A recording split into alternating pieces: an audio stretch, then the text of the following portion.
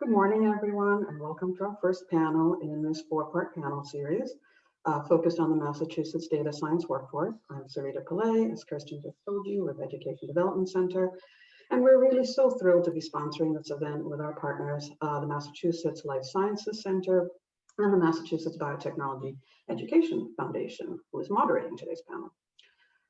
We developed this series to address a critical issue impacting the biotechnology and life sciences sector that are really so vital to our state's economy.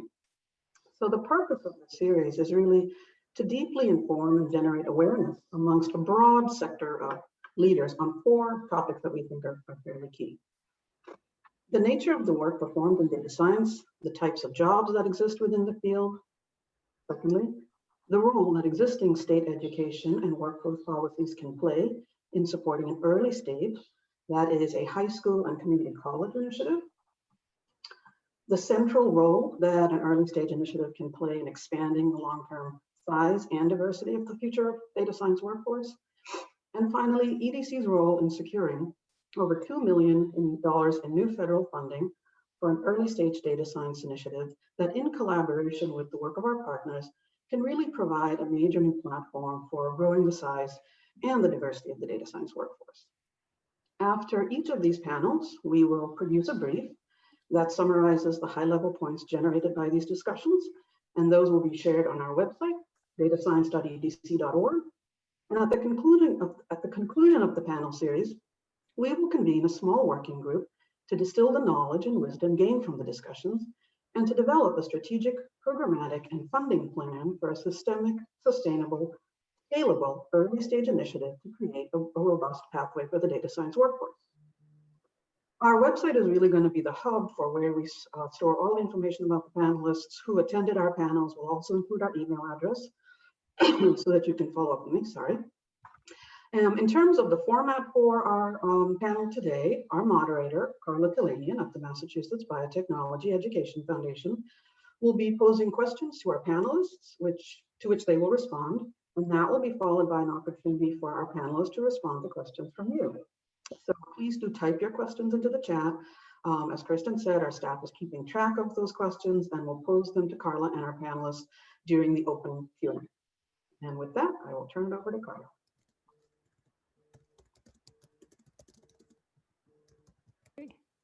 Thank you very much, Sarita, and welcome everyone today.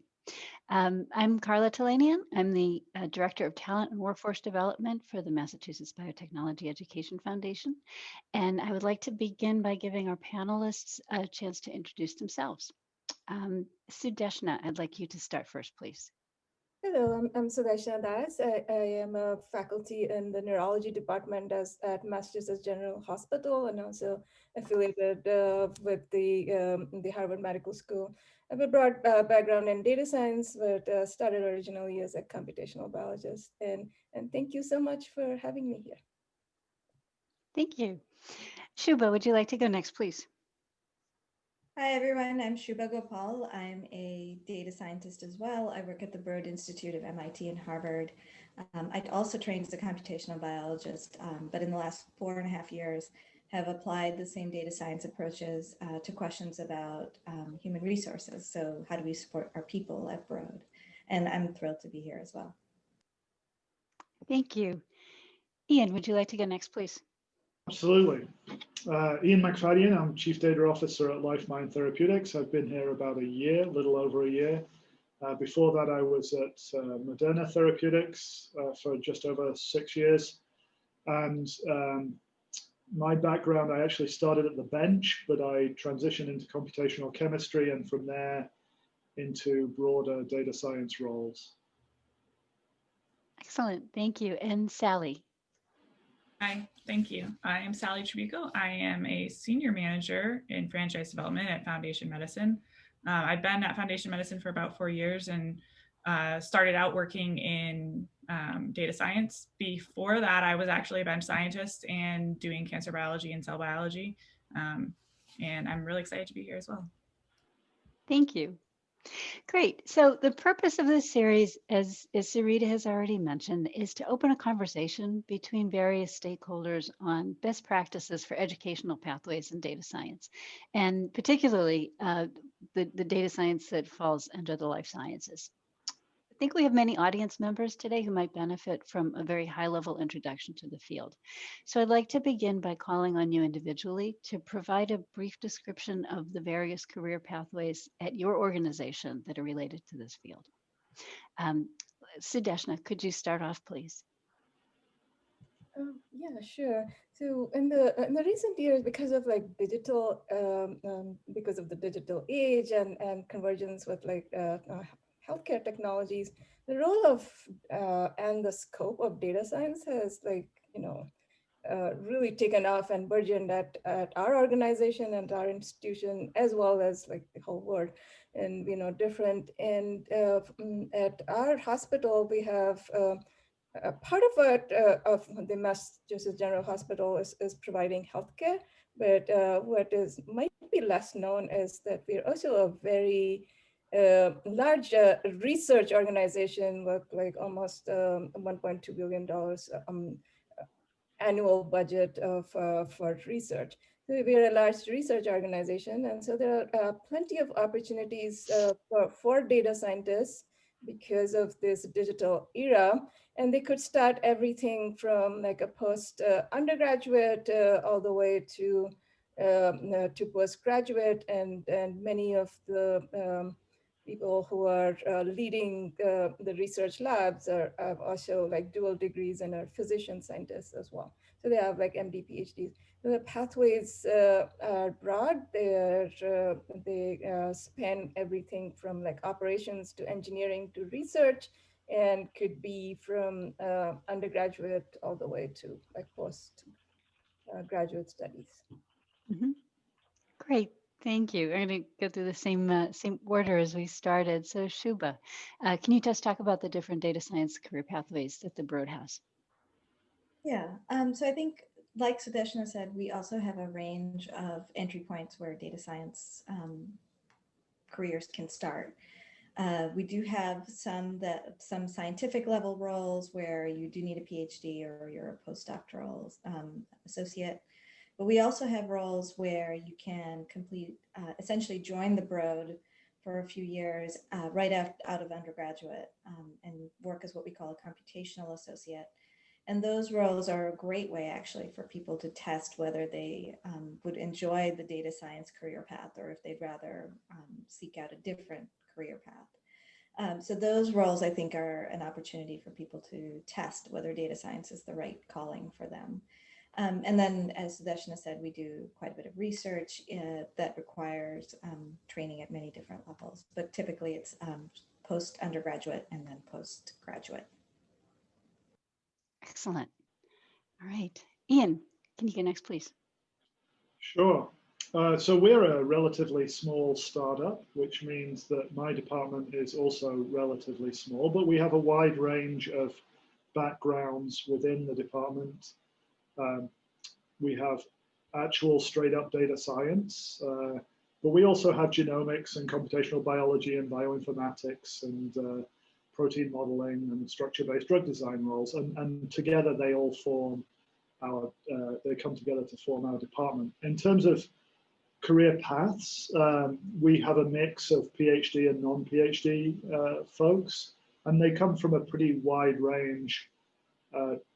A lot of them from the bench background, but some of them from either CS or physics, theoretical physics, or math backgrounds. Great. Great. And finally, Sally, can you answer that question as well? Sure.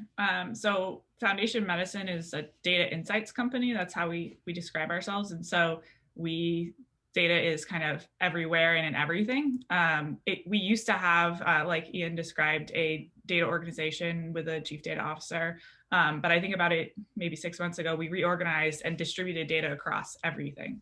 And so we have roles in all parts of the organization. I've been in R&D, so those are the ones I'm most familiar with, where we have people writing scripts to analyze the data, or people writing code to actually generate the data all across. But we also have people in other parts of the organization, including things like business analytics, and just all across the board. And I think just to echo what everybody else said, it's the kind of thing that you can really integrate everywhere, in everything, and a wide variety of types of backgrounds to support that. So we do have lots of PhD level scientists all across, but we also have people without PhDs with bachelor's degrees and other backgrounds and experience, that come together and really make data what it is at our company.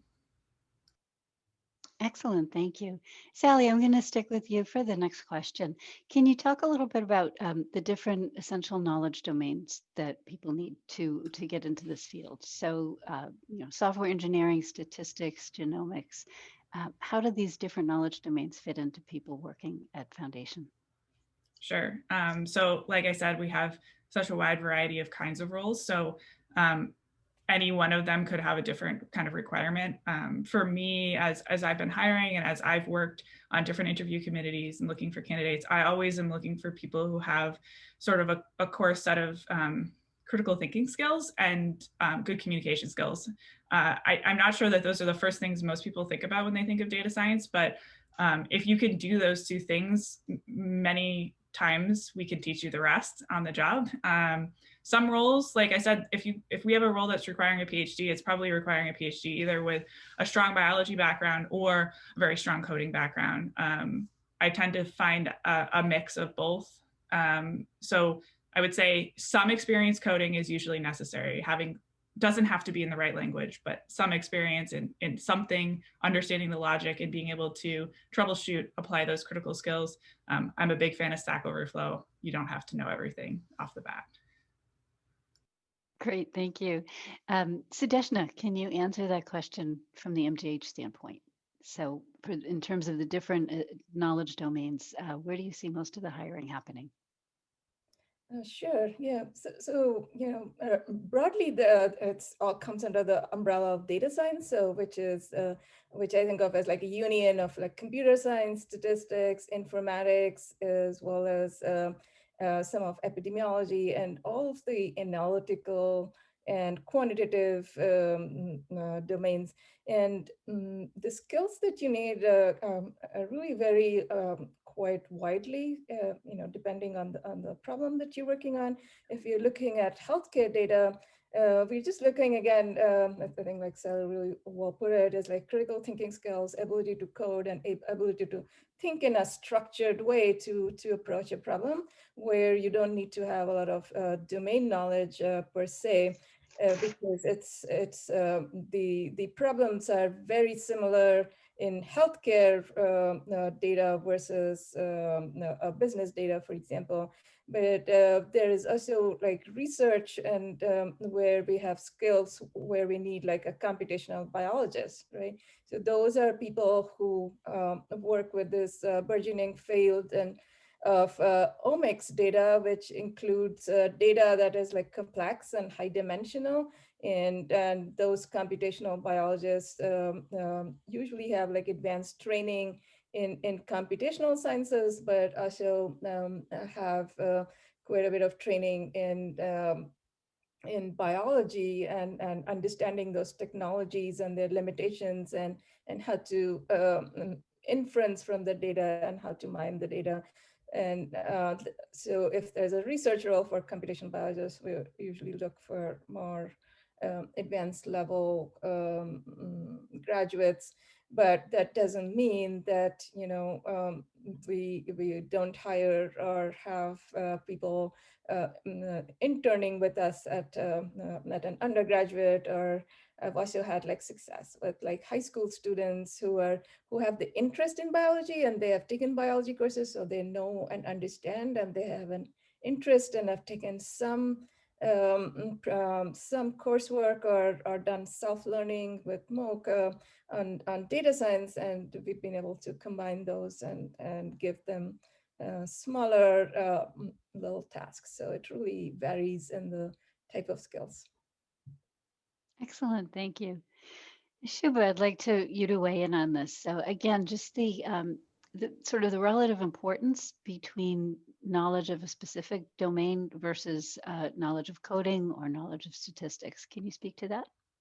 Yeah, I mean, I think I would second what Sally and Sudarshan have said. There's certainly a number of roles at Broad that are data science focused that require or depend on people being able to code.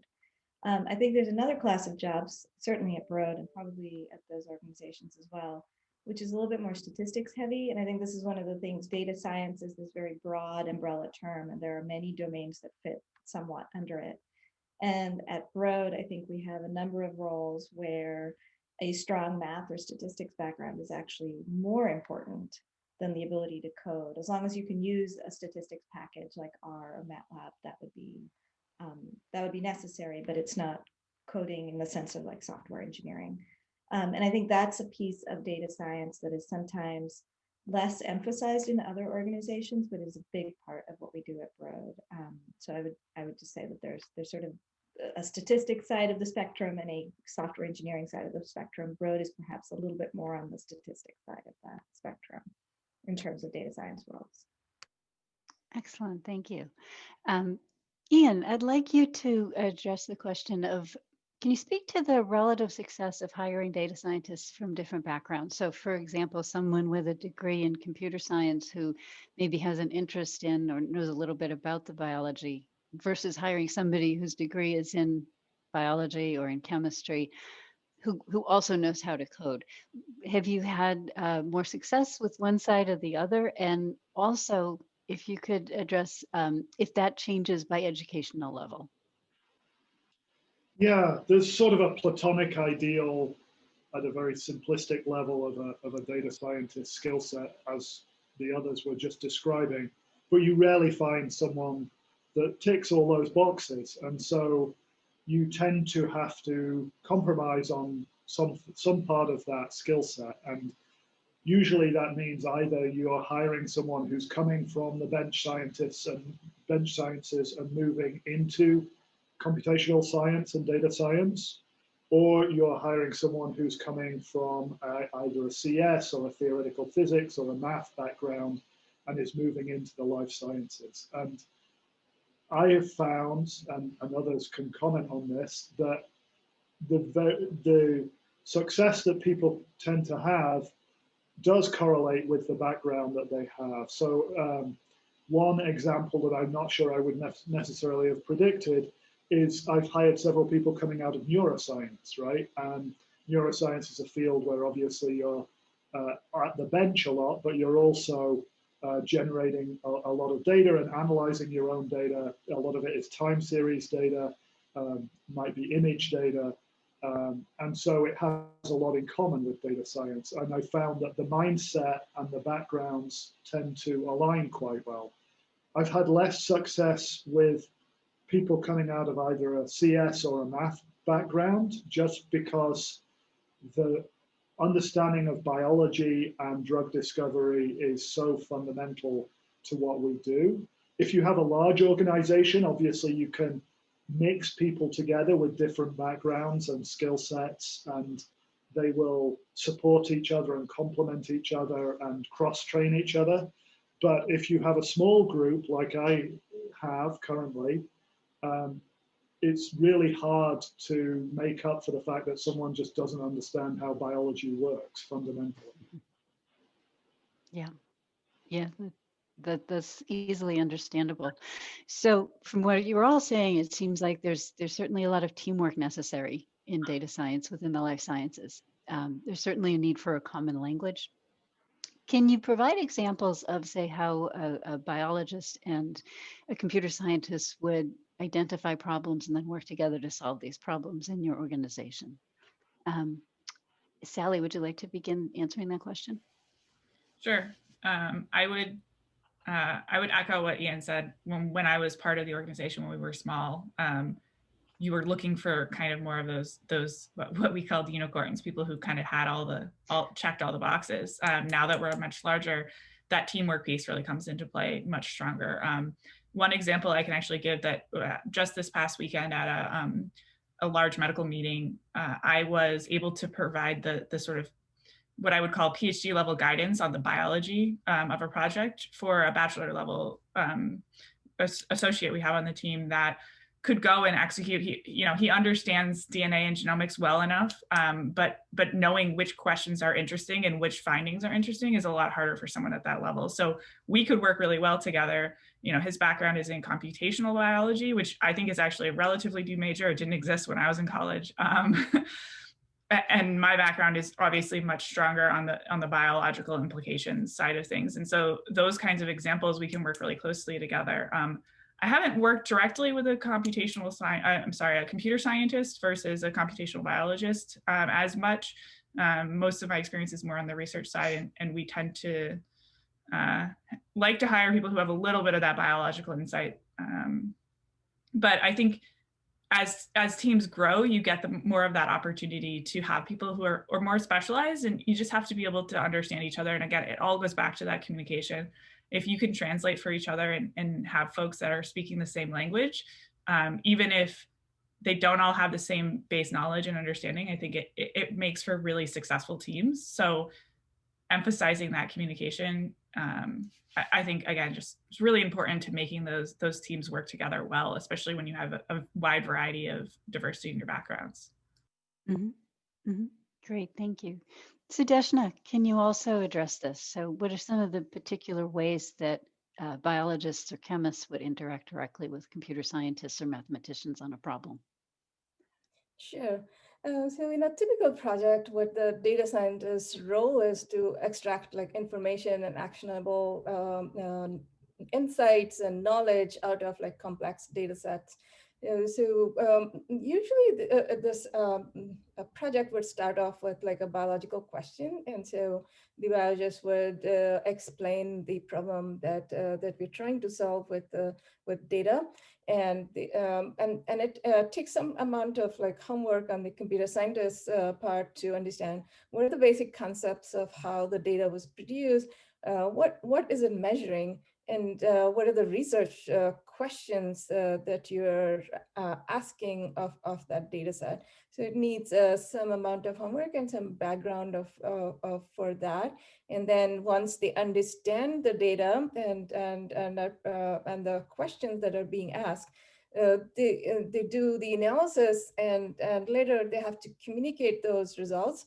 So they have to, and at that point, like it's up to the computer scientist to be able to explain to the biologist, what the strategy was, what are their findings, what are the interpretations and limitations of the finding, which the biologist then can take like and make like inferences, the biological interpretation of those findings. So it again takes teamwork, understanding each other's languages and communications. And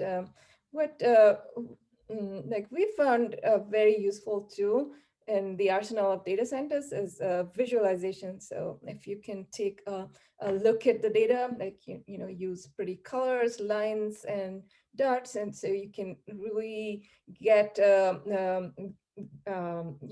provide keen insights by just looking at the data. So I'm actually a big fan of the visualizations done by New York Times, and all of the visualizations they've done for the coronavirus, for example, is just like fantastic. So, and again, it's a field of research where people are really getting into how can you communicate a lot of information about the data just by using two-dimensional space with like colors and fonts and sizes and lines and patterns. Yeah. Mm-hmm. Excellent, thank you. I'd like to just go a little bit deeper into what you were just saying, Sudeshna, in terms of data visualization packages. I know Tableau has been one of the most popular. Perhaps there's others coming down the road that are going to supplant Tableau. Can you speak to if there's students listening or faculty listening, thinking about what to teach their students? Do you have particular programs that you would recommend? Sure. Yeah. So Tableau, I think, is a paid software. So again, I don't know. I think you have to purchase a license for it to be using Tableau.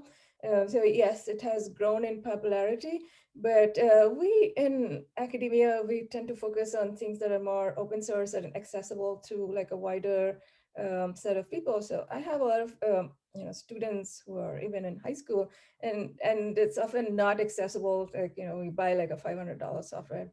I'm not sure how much like Tableau costs. So we tend to use like open source tools. There is a package which is the open source version of it started off as a statistical package. It's called R.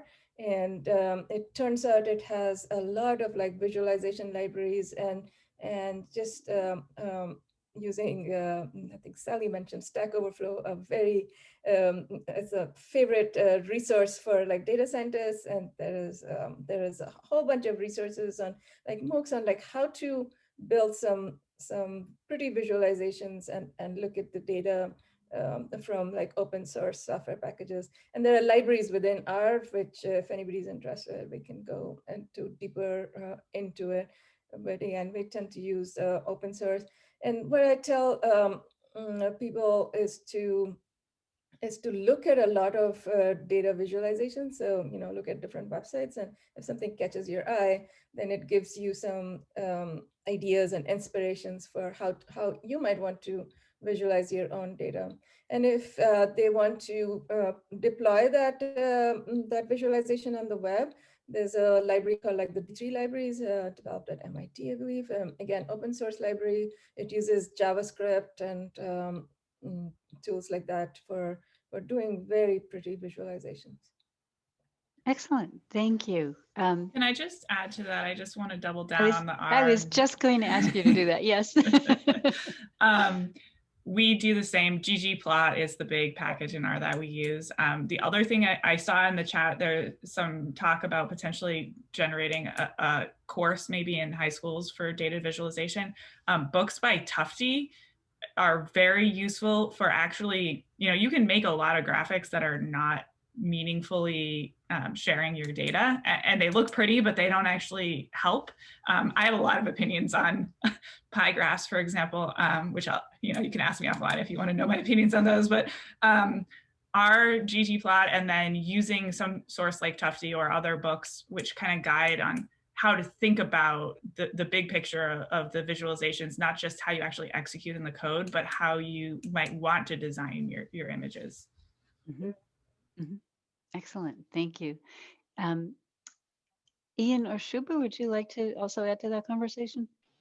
Sure. Yeah, I think this data visualization is a critical skill and a critical means of communicating with collaborators, especially outside data science. And it speaks to a broader sort of requirement for being a data scientist, which is data competency, right? You have to be able to, more than which field of study you come from or what qualifications you have, the key is, are you able to find, collect, organize, clean, annotate, inspect, visualize, QC data sets? And you need to be able to live and breathe your data set. You dig into it like a gardener digging into the soil, right? It's the soil from which you're going to grow your results. And that mindset can come from many different fields and backgrounds, as we've been talking about. But that's the key to data science is wanting to live inside a data set, and visualization is part of that. Excellent. Thank you. I love the analogy. Shubha, do you want to finish up with this? Yes, I was going to say, I love the gardening analogy. I think there's a phrase that I personally hate, but I'm going to mention here, which is this idea of data storytelling. And to me, as a scientist, the idea of storytelling feels like fictionalizing something, but I think the key idea there is, can you create a narrative that is compelling enough that people who are not as deeply into the soil of your data as you are can understand and appreciate what the consequences are. So certainly in the work I do now, where I'm working with our human resources group, they're not data scientists, they're not very data savvy necessarily. So it's very important that I be able to say, based on the data that we've seen, here are some actions we should take if we want to support our scientists in their work. And it has to be, it's a combination of really effective visualization, understanding where your audience is in terms of what they want to take from away from the data, and then be able to craft this narrative that helps explain why your recommendation is a good recommendation. And I think that set of skills is actually really important. So visualization is a piece of it, digging deep into your data is a piece of it, and then there's this piece of, can you bring it all together in a narrative that is compelling for others? Mm-hmm. Excellent, thank you. And it certainly brings in the need for communication skills as well. So moving away from the visualization question again, I'd like to ask you all, for your particular organization, what is the educational level that you most frequently hire at? So is it associate's degree, bachelor's, master's, PhD? And if you can also add how difficult it is to find people at that particular educational point. Sally, would you like to go first? Sure. I think probably the majority for us are coming from the PhD level. I think we certainly have quite a few that also come from a master's level. I know I have hired personally bachelor level. I do not know of anyone who is non-4-year degree level. That doesn't mean we don't have any. I just am not aware of them. I would say the candidates get harder and harder to find as you go up the education level, but and historically I've been picky, looking for people who have a very specific set of skills, and also background and things like that, beyond just their skills background, but their experiences. It's hard. We screen a lot of candidates. We have a great talent team who spends a lot of time helping us find good candidates. About a year ago, I changed roles, but at that time I had a team of 4 people I had hired, and all of them came from referrals. One was a bachelor level who had interned with me. The other 3 were from referrals on the team. And that's how we find most of our people right now. It does mean that we tend to get people from the same labs, from PhD and things like that. And so we're looking for other ways to try to recruit talent. And I think that that's a big initiative for us, has been this year and in coming years, of how do we grow that pipeline. And that's why I'm personally interested in this kind of topic of how do we find candidates that are well qualified.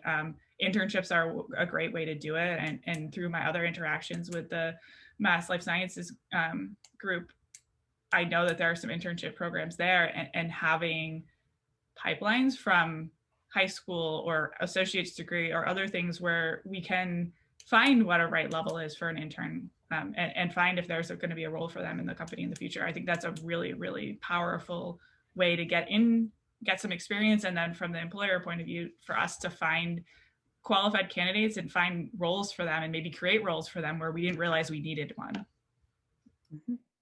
Excellent, thank you. Ian, how does it look from your company? Yeah, so when I've started data science groups at both my current company and my previous company, and when you start, I mostly look for PhD and postdoc candidates. Those are very hard to find.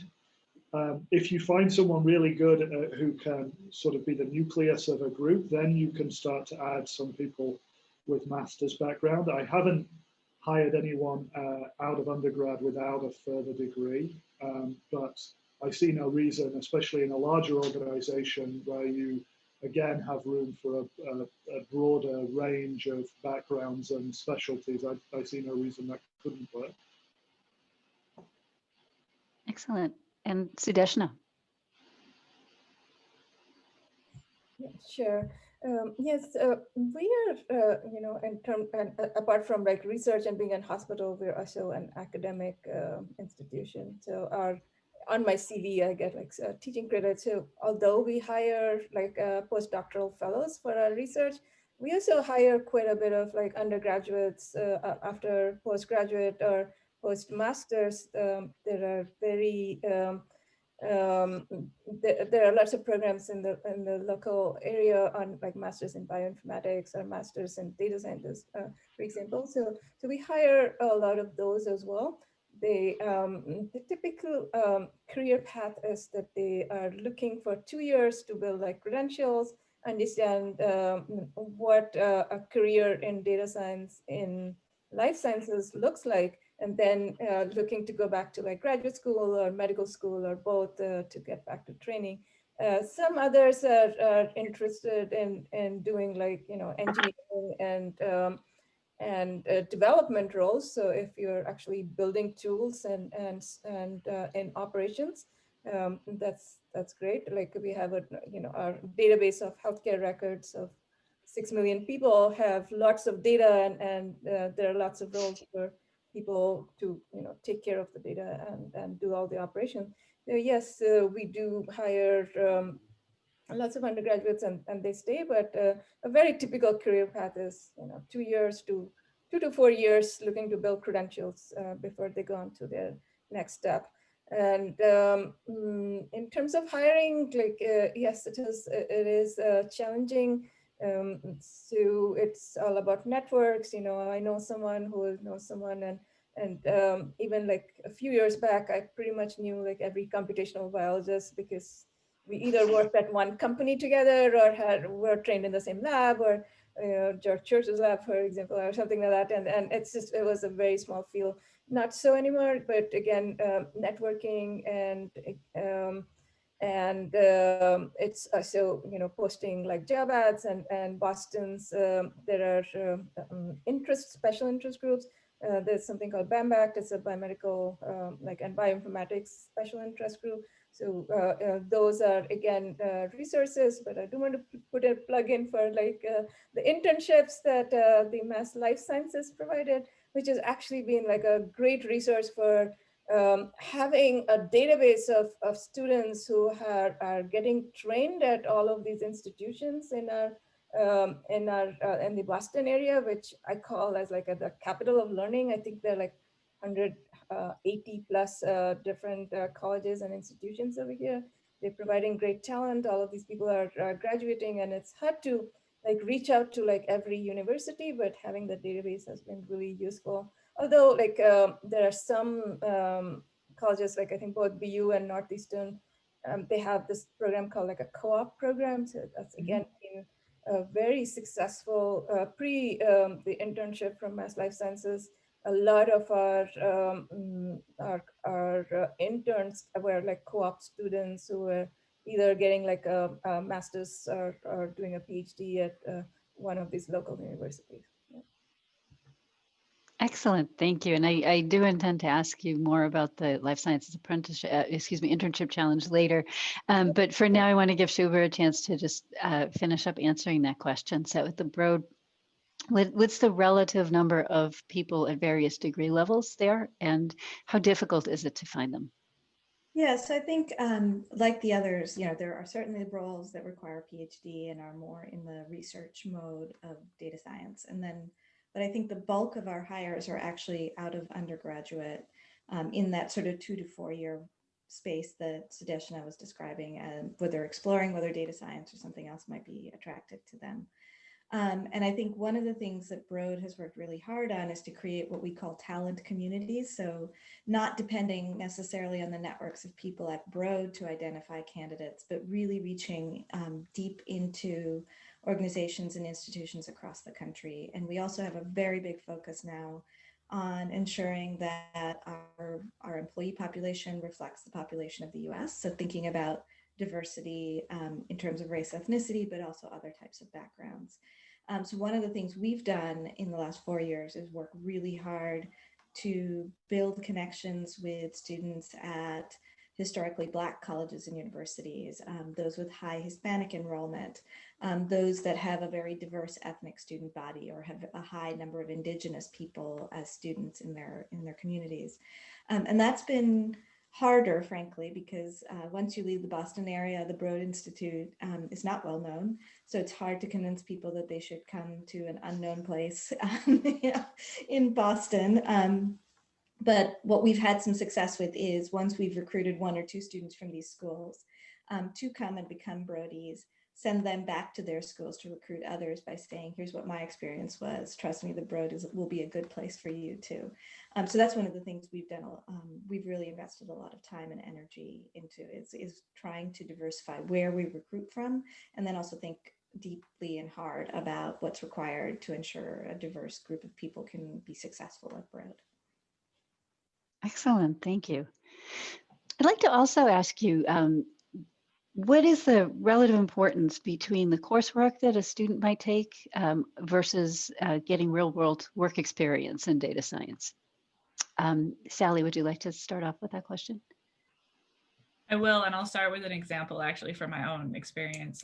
When I was doing my PhD program, I was 100% a bench scientist. I did not have any formal coursework in data.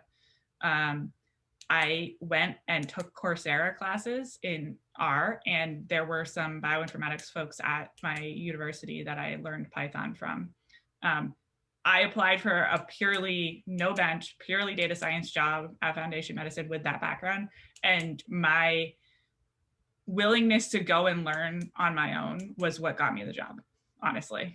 That's what my manager told me, at least, that I'd gone and done these Coursera classes and managed to teach myself. So that's one example of like my formal coursework. You know, it was important. The things I did, I learned the biology, the critical thinking, all of the things you learn at a PhD, those were important. But, you know, for me, it was being able to show that I had taken the initiative and gone and done something. Having said that, you know, my instinct typically is that real world experience is really valuable because you're working with messy in the real world, right? Data is messy in the real world. In a class, it's usually some level of clean. That's not realistic once you actually get into any real data. And so being able to have said like, you know, maybe I didn't accomplish what I wanted in my internship, but I learned how to clean data. That's not trivial. And I think that kind of experience and just learning firsthand that data is messy, it is really valuable. Excellent, excellent, thank you. Ian, would you like to weigh in on that as well, please? The relative importance of coursework versus real world experience when you're hiring people. Yeah, I fully agree with those comments. You know, given the difficulty of finding qualified data science candidates, I do end up interviewing a lot of people who have come from some other discipline, either a bench science discipline or a bioinformatics or computational biology background, and are transitioning into data science and don't have hands-on practical experience in data science. They've taken an Insight Data Science Fellows internship or taken Coursera classes or something like that, and it's hard for them to transition into a real environment with real data sets that can be very messy. So, you know, even a small amount of hands-on experience in a real setting, working with data sets, whether that's in industry or in academia or nonprofit, doesn't matter. But that practical hands-on experience is absolutely very important. Excellent, thank you. I had one question that I'd like to address to Shubha. Can you just sort of lay some groundwork in terms of the different titles we see, and we've heard today from all you panelists, terms like bioinformatics, computational biology, computational chemistry, you know, data science careers. How can one differentiate between what these different titles mean in terms of how to prepare for a career? Yeah, that's a great question. I think it's a rapidly evolving field, and the diversity of titles sort of reflects the fact that it's rapidly evolving. I think somebody in the chat mentioned that a number of these roles didn't even exist when some of the candidates were in school, so it's a little hard to plan ahead for it. I think given the people on this panel, what we're talking about when we say computational biology and bioinformatics is the intersection of coding or computer science with life sciences. So that's sort of where I think all of us came from in one form or another. I think data science is a lot more than that, though, because you could certainly come from a purely statistics background and be doing business analytics, and that would not require either computer science or a life science degree. But for the purposes, I think, of this conversation, computational biologist, at least as I think of it, is more of a scientist research position. It probably does require a PhD or a more advanced degree. At Broad, we tend to call the more junior folks computational associates. So that's sort of the way we distinguish it at Broad, but I think more generally, what I've seen is bioinformatics or computational assistant computational biologist roles like that are more junior, and then the more senior scientific roles that require a doctorate degree tend to be things like computational biologist, computational chemist, research scientist, that sort of thing. But that's just, I think that's how we distinguished it at Broad. I don't know that it actually translates across the field. Great, great. Does anyone else want to add to that, or if Shubha did a good enough job just wrapping it up, I'll move on to the next question. No, I'd like to chime in there. It's when you're building a group or a department that combines all these skill sets, these questions do come up a lot. For example, in terms of the career ladder and what titles people have. And there is overlap between these domains, but I think there is also a clear definition or a distinction that can be arrived at. So, for example, my own background is in computational chemistry, so I dealt with small molecule structures and protein structures and docking, energy calculations, virtual screens, that kind of thing. Bioinformatics is, in my mind, more about manipulating, searching, aligning sequence data, right? And analyzing sequencing data from NGS experiments.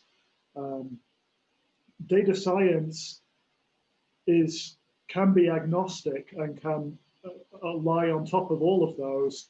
And that definition is more about the tools and methods and approaches that you use, because it can be applied to sequence data. You can apply machine learning or deep learning to those other domains. So it can get complicated, but I think candidates have an expectation when they read a job description of what the job is going to be, and you need to be able to clearly define it, and using labels like computational biology, bioinformatics, or data science clearly and differentiating them helps candidates find positions and helps you find the right candidates. Excellent. Excellent. Thank you for that. So Deshna, a little while ago, you mentioned the MLSC data science internship. Can you speak a little bit about your experience with getting candidates through this program? Yeah, sure, would love to. Yeah, so with the support of the Mass Life Sciences, we had access to a talent pool of hiring interns to work on in my lab for about 6 months. And it was great because it's the perfect opportunity for students who just graduated or were in the middle of completing their graduation to be able to get to test out like what it is to have a career in life sciences, and for us to understand, what are the who are these people, and can we develop these people to and train them to have a future careers in life sciences. So we've had a very good experience, and it comes up from there were students who were trained in what we call bioinformatics. They had biology and data science training, and those students, one of them wanted to do a job in a life sciences company, so that's their path. There are others who had like no background at all in healthcare or biomedicine at all, and got so excited about it. They want to do like 2 more years of this kind of research and then go back to graduate school in computational neuroscience. So that was that's the other extreme. And then there are people who actually said, oh, this is kind of interesting. I've learned how they had a background in data science, so they knew about databases, for example, but they learned like how our complex healthcare database, if you can imagine like how complex it is, but like for master's this general hospital, and there's a lot of research in like with the data from the patients, and they learned how to query and analyze that data, and they're looking for jobs within MGH or other hospitals with the skills that they've learned.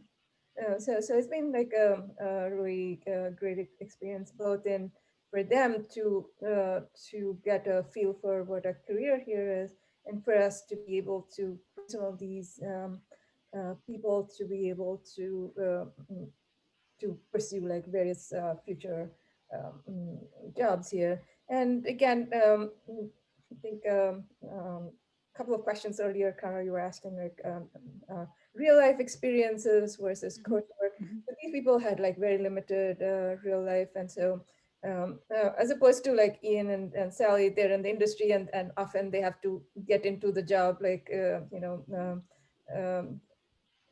right away. But for us, one of our goals is training and education, right? Because we are in academia. So we were hiring for not so much for like what coursework they did, but for talent, like ability to think, like can they ability to communicate, can they describe something that they have done and are they thinking clearly in what they have done before, whether it's a high school project or whether it's coursework or whether it's a job that they've done before in the interim. And also like how eager are they to learn, right? So, so I was hiring for talent and eagerness rather than skills, and it worked out well for people.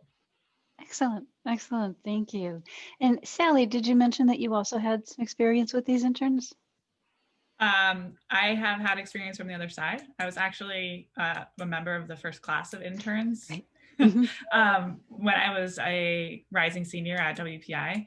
I was not in data science, and it was the first year of it. There wasn't a specific data science track at that time, but I have since had some conversations with folks at the MLSC about the ability to tap into that talent pool. And so some of it has to do with the size of your organization. My organization is too large to, we're happy to pay our interns, for example, but finding them is a bit of a challenge. And so I think there's an opportunity there for, having those kinds of databases of resumes and interested candidates that Mass Life Sciences Center is developing and has already developed for, people like, companies like mine, where we're really interested and especially in identifying students who are interested in coming to us in the future with, after they graduate with their bachelor's or their master's or their PhD. But yeah, most of my experience comes from the other side. Our interns have really come from people who reach out to us. We do have a whole talent program around internships.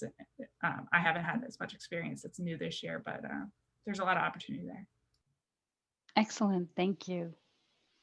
So I'd like to kind of shift the focus of the conversation a little bit. Given that there's such a huge demand for qualified data scientists, and the demand is way higher than the supply is right now, would having a structured high school / community college program to develop a cadre of junior scientists to support the more senior people and work their way up, do you think that would be helpful?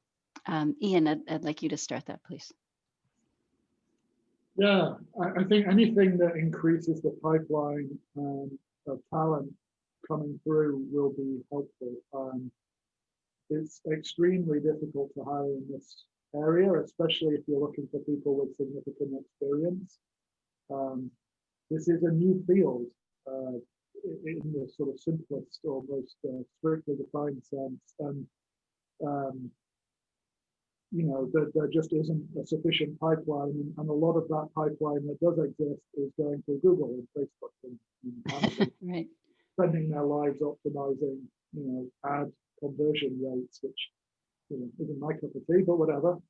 So anything that helps broaden that pipeline, I think, could be very valuable. And teaching, especially those skills that aren't specific techniques or methods or coding approaches or languages, whatever, but is that mindset that a data scientist has to have that I mentioned earlier about data fluency, data communication, those things. If there's a way to effectively teach that early to kids so they get interested in data and data science and follow that through, I think that would be very helpful. Excellent, thank you. Shubha, would you like to weigh in on that? So the how important it would be to develop a dedicated pathway from high school through community college to develop more junior talent to work in this field? I think it's a fantastic idea. I will say I'm not sure the Broad would be a place where those individuals might necessarily have a role right away. I think the Broad tends to be, we do have some interns and we do support some of that work, but haven't really focused there as much as perhaps we should. So I think my only sense of caution on that front would be, can these programs give people enough in a couple years worth of exposure to have sort of the relevant skills that they could hit the ground running in a role like one of the ones we'd have at Broad. So I guess I love the idea, and I think it would be fantastic if we could build it. I can imagine at Broad there would be some resistance to believing that in a 1.5 or 2 year course structure, you could cover enough of the many different domains that are needed in order to be successful in these types of roles. Excellent, thank you. Sudeshna, can we hear your thoughts on this? Yeah, so a pipeline program, yes, it sounds really wonderful. So there is definitely some amount of like coursework and but again, I think I'm echoing some of Shubha's thoughts here, is that there is some amount of as like apprentice work is to learn how to do a real life project, but there's also things that you learn in terms of not necessarily like a particular language or particular library or how to or a certain technology, but rather I think the coursework that is useful is like, how to program, like what are the basic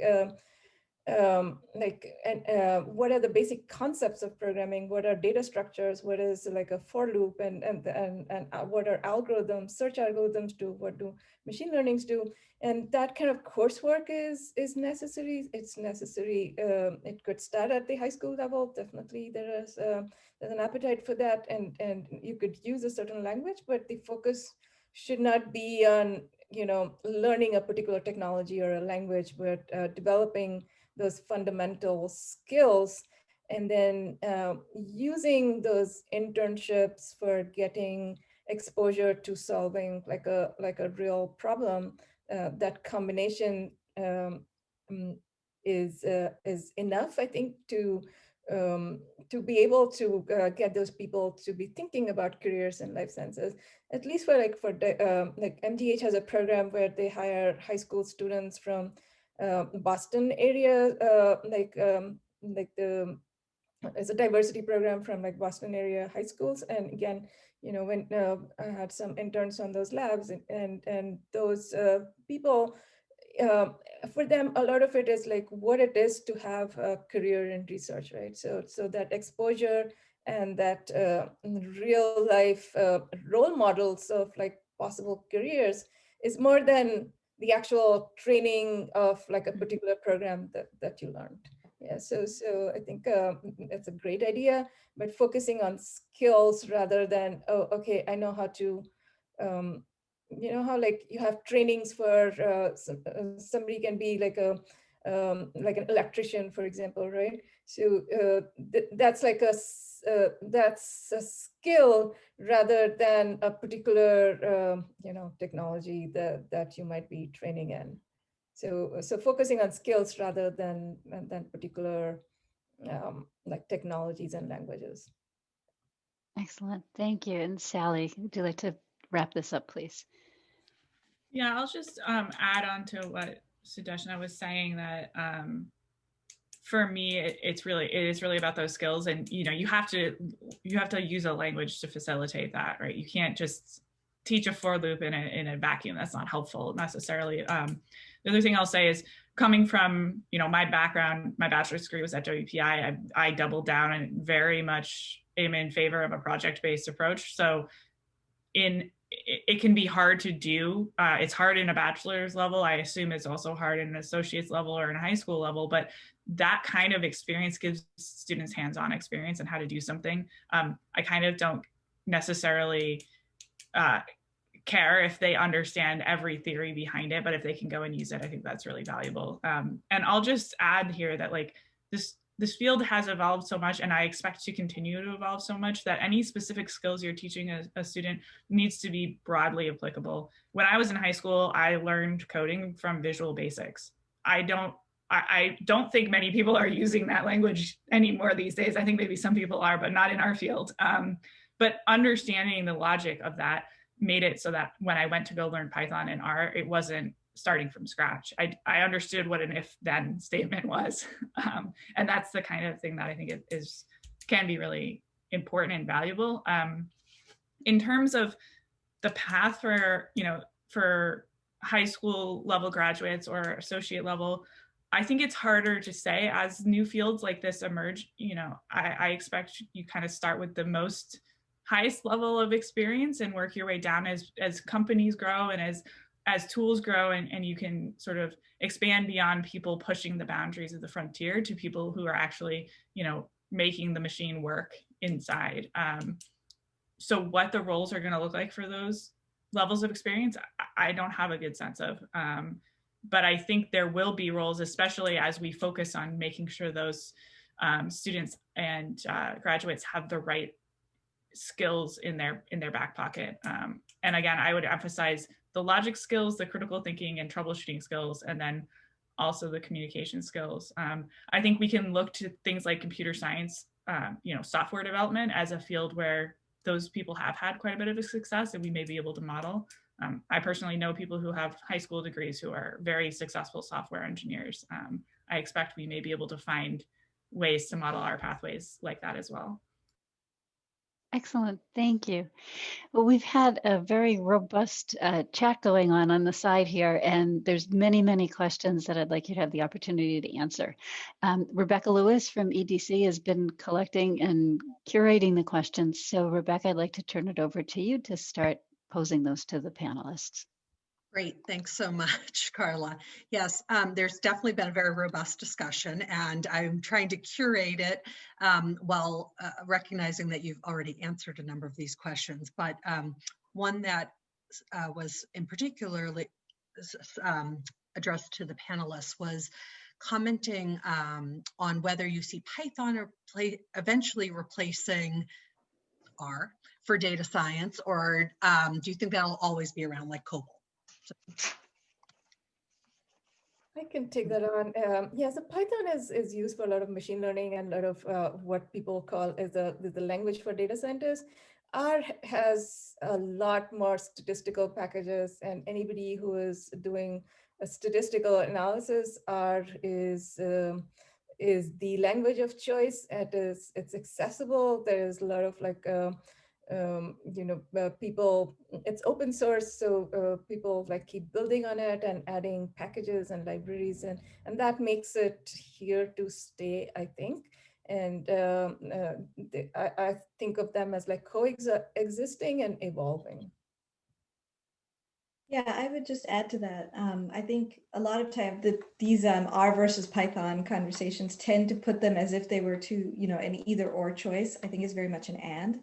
Because I think data science needs a toolbox, and so you have your hammer, which is the Python, and you have, your saw, which is R. You need both. If you're building a house, you can't just build a house with a hammer or with a saw. I think it depends on the kinds of problems you're trying to solve, what tool you choose to use, and I think it's important that we think, as we were just saying earlier, more broadly about what are the skills, as opposed to the particular tools you use in order to solve those problems. Yeah, I both definitely have a place. I mean, R has a strong history as the package of choice for statistical analysis and also for visualization with ggplot. But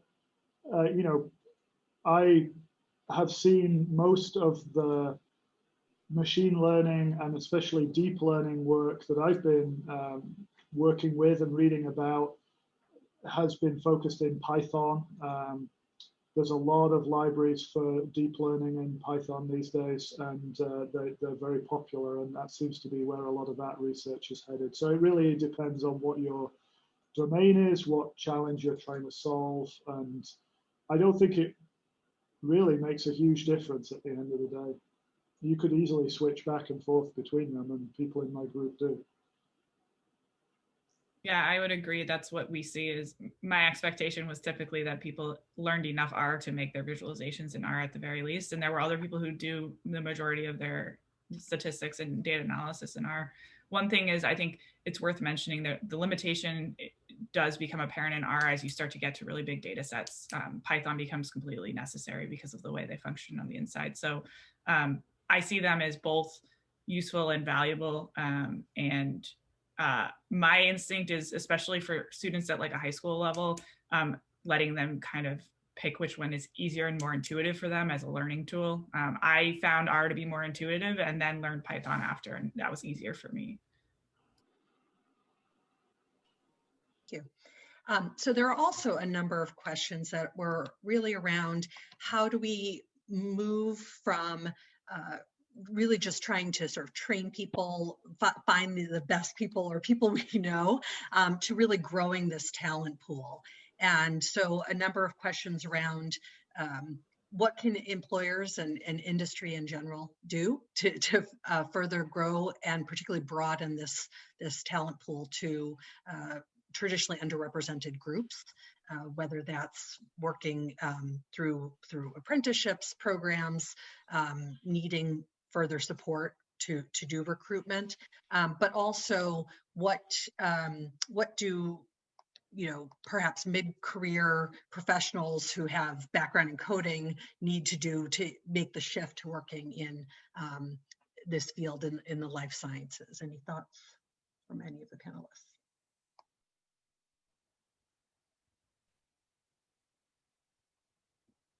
I think it's a very important question, and one that I know Foundation is really focused on, like I said, this year and moving into 2021 as well, of how do we recruit. And it's really, I mean, some of the issue is broadly across STEM of that. It's, you look at your PhD candidates and you don't see a representation of what the US looks like, for example, right?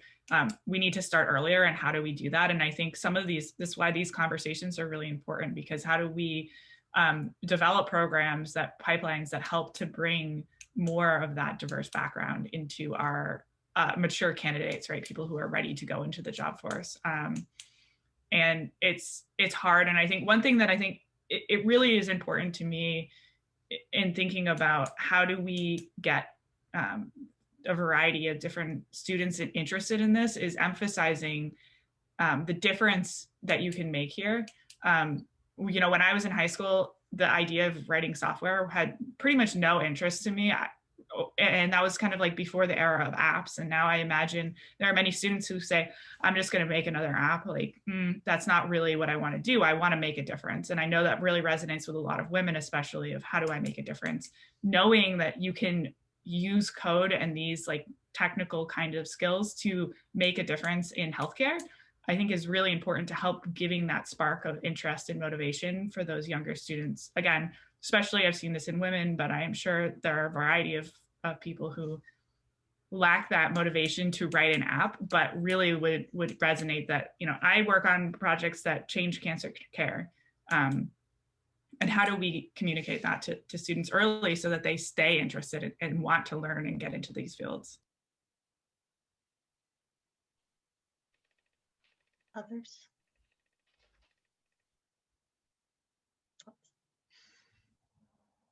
We have mentioned in the chat a number of projects that are happening for targeting high school students, especially project-based learning, where students can get access to exactly what Sally was talking about, really understanding how their work in this field can make a difference and how they might be able to meet some of their goals for their work by getting into this field where they may not think it as an opportunity. Thank you. And we will be sharing more of that in the panel 4 of the series Joyce Smith noted. We will be talking about some of the projects that we're doing, both focused on Massachusetts. Some of them are also across the US or international. Rebecca, can I interrupt you for a moment? I was looking Absolutely. through the chat myself, and I found one question that I thought might be just particularly illuminating to a lot of people. It says, can the panelists say a bit more about the types of data sets your scientists work with? Are you talking about public health surveys with millions of cases, or proprietary data sets from clinical trials with tens of thousands of cases? And also, someone mentioned sequence data. Can you elaborate on that? I think that's probably a question that a lot of people in the audience might be having. Yeah, I mentioned sequence data. So, I mean, that's a hard question to answer in the general case. Data scientists work with data of all kinds. I mentioned sequencing data. That's from next generation sequencing experiments that are reading out DNA sequences or RNA sequences under different conditions. But data sets that we have worked with range from sequencing to mass spectrometry to natural language processing to automation data coming off automated workflows and instruments.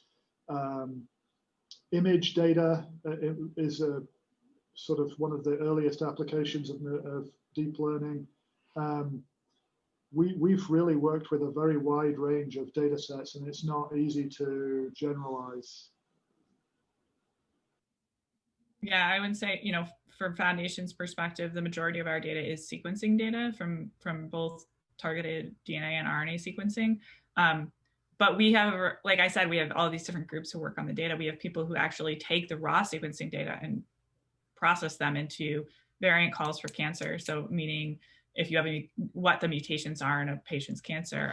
And then that data is actually used by other groups. So it's, not the raw sequencing data, but the actual results of that we can then do analysis on. Additionally, pathology images, as was mentioned, image processing is really important, and pathology images is one where we fall, but I know there are lots of groups working on how to make smarter PET, CT, MRI, how to use those data more efficiently and aid those physicians that are reading those in a way that it takes less time and is more accurate. And I think there's lots of opportunities there, and people are building off of some of Google's tools that they've built. Is this an image of a cat? You can take that and then build it. Is this an image of a breast cancer or a benign lesion? Mm-hmm. Excellent. Sudeshna, can you weigh in on that? Yeah, sure. Yeah, I was just thinking like of the range and breadth of data that we have, probably same as the broad. So we have data from everything from a single cell bacteria to all the way to like the humans, and the data can be from like the smallest particles within the cell, like subcellular data, which a lot of Ian and Sal were talking about, which is data from the genes and like the DNA sequencing or the RNA sequencing and epigenomics and proteins and all of that. But we also have data from at the cellular level, at the tissue level, and in vitro and in vivo, which is like in the lab versus like you're taking from a live human being. And so that's like what we call biology data, right? But there's also on top of that, we have healthcare data. So these are electronic health records. These are patients who come into our clinics and our physicians and are being evaluated. And there's a lot of data analytics and data science that goes into mining and understanding that data. For example, we developed like machine learning models where we built a cohort of patients that came into the MGH with COVID-19, and then we were understanding what are the laboratory values or demographics or socioeconomic status that are predictive of the outcomes of COVID-19, right? So that's like healthcare data, and then there are clinical trials going on. I don't know how many, but like, thousands of trials going on in our hospital and our larger system of hospital. And then there are epidemiologic data sets where you're studying for long periods of time environmental factors and exposures, and how population-based studies of risk factors for future diseases and health outcomes. So it's a variety of data. And I think like the biology, and of course there's a lot of like chemistry data, those need like specialty, but things like electronic medical medical records, anybody with, for example, like a business background can get in and understand that data. And then there's of course business data that I'm not involved in, but there's a lot of analytics that goes on like at our center and at our hospital and elsewhere about like insurance policies, for example, and billing and so on. So everything ranging from like biology to medical records to finance and beyond. Yeah, I think I would just add that the way I read that question was more about the scale of the data set. And I think what everyone on the panel has said is it really depends on the problem that you're trying to solve, what the size of your data set will be. I do think if we're thinking about how do you make this accessible to high school students or early undergrads or community college students, you can do and learn a number of the techniques that you need on a relatively small data set, say a few thousand data points. The challenges you see when you get to very large data sets are much more about the cleaning and organization of that data. And there are publicly available data sets that are quite large, so you could practice on those, but I think that's where the real world experience in terms of an internship or doing the work in an industry setting can be really helpful. But I think in terms of coursework, you can learn the principles of data science on a data set of a few thousand things. Great, thank you. Another question that had come up, and you actually just mentioned it, Shubha, in some ways, is the cleaning of the data and who is doing that. So when you're gathering all of these data points, what kinds of skills or accreditation degrees are the people who are doing some of those preliminary runs through the data? Who are those folks, and could you share a little bit about if you work with them? Yeah, I can start there. No, go ahead. Oh, sorry. Yeah, I was going to say that a lot of the cleaning and running of standardized algorithms at Broad happens through our computational associates. So these are the folks who have an undergraduate degree and are at the Broad for 2 to 4 years, sort of exploring whether this is a career path they want to further explore, and then they might return to graduate school to get a higher advanced degree, or they go on to other things. To some extent, though, I will say, even at the PhD level, certainly for me, I do like doing a little bit of the data cleaning myself. It is tedious and painful, but there are important things you learn about patterns in the data, potential quirks in the data, important context that can inform how you then analyze and interpret the data. So a certain amount of what I like to call ogling the data has to happen no matter what your level of expertise. But once you've systematized that and figured out what the standard protocol should be, then I think it becomes something that a more junior person can do. Yeah, I'd agree with that and just say that I think, especially in research settings or where you're doing sort of a newer step, having more experience, PhD or master's level folks doing that data cleaning is really important. I had a recent example where, I sent a data set off to our biostatisticians and they came back and said, here's what we found. And I dug into the things I wasn't expecting and went, we didn't clean the data right. Like we need to take a step back and start from the data cleaning and making sure the biostatisticians have the right data to start with. I don't think data cleaning is something the biostatistician should be doing. I see that as, you know, another role, someone who has more experience with the nitty gritty of the data, not necessarily how the statistics need to be performed and being at the cutting edge of statistics. And I think that goes back to the size of your team allows you to delegate different pieces off that maybe in a smaller team, one person would be responsible end to end.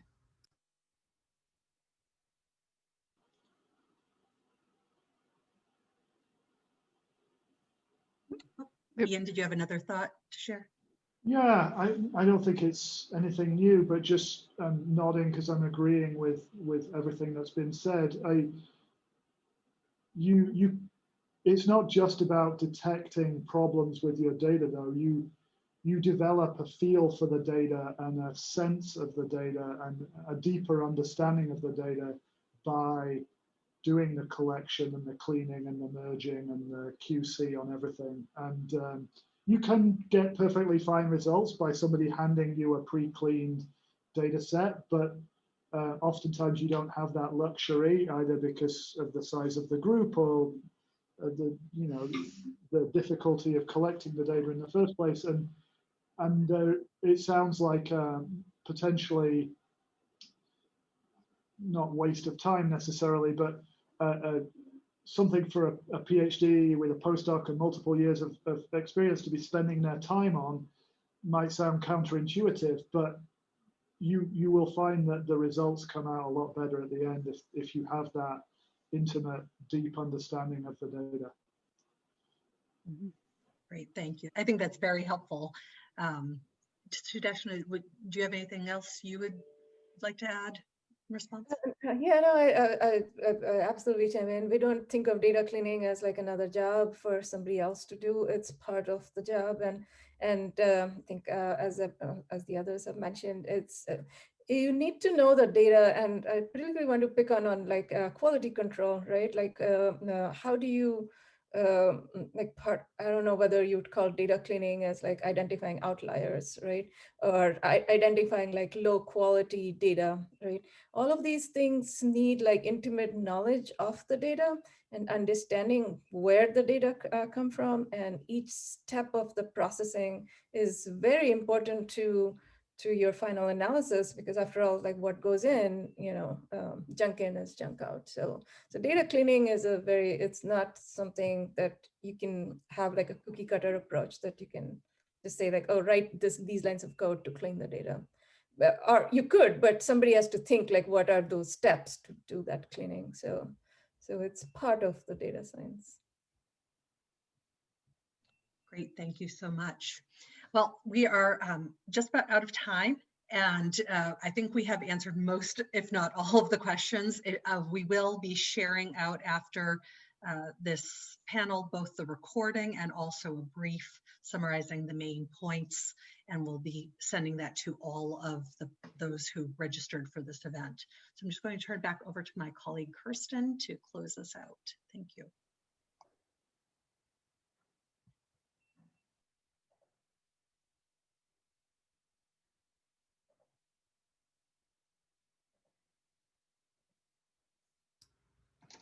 Kirsten, you're on mute.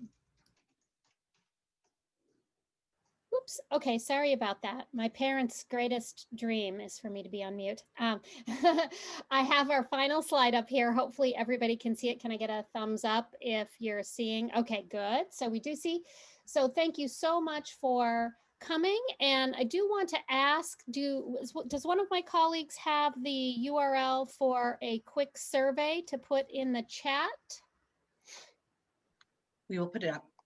Okay, thank you so much. So we would love it if you could, this is very short, but really important. Of course, we've just been talking about the importance of data, and we are going to use it to work on the next 3 panels in this series and make sure that we're really understanding and addressing the needs out there. So if you don't mind copying that out of the chat and taking just a couple minutes right now to do that, we will make use of your ideas and your feedback. You may email, all of you, please feel free to email us at datascience.edc.org with ideas, comments, questions. It is our goal, not just through this series, but in general, to really create a working community around this issue and to try to impact change. You know, we are Education Development Center at the youngest levels up through the PhD level. We want to help figure out how to design the right types of programs and supports for this field. So please contribute. And the next panel in our series is Data Science Education Policy Support, and it will be on January 13th, same time. You can register the very same way. Go to the website and datascience.edc.org and sign up for the additional ones. And we really hope to see you there. And that's it. We're trying to end on time and respect everybody's rest of your day.